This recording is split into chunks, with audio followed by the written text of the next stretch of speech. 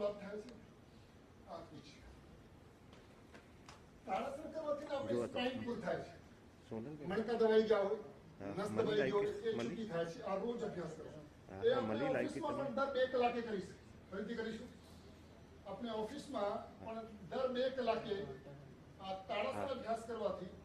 તમને હાલ દે એક જ મિનિટમાં પ્લે કરજો ચાલુ જ રાખજો પેટના રોગોથી રેકોર્ડ કરી દીધું એક બેસ વધારે પણ નહીં ખોલો પણ આ કમર પર આપની હવે જેને ચક્કર આવતા હોય એની અભ્યાસ નહીં કરો ચક્કર આવો પાછળ નમવાનું છે અર્ધ ચક્ર આવશે તો જેને ચક્કર આવતા હોય એ ના કરે બાકી બધા કરશે લાંબી શ્વાસ લેતા પાછળ જાઓ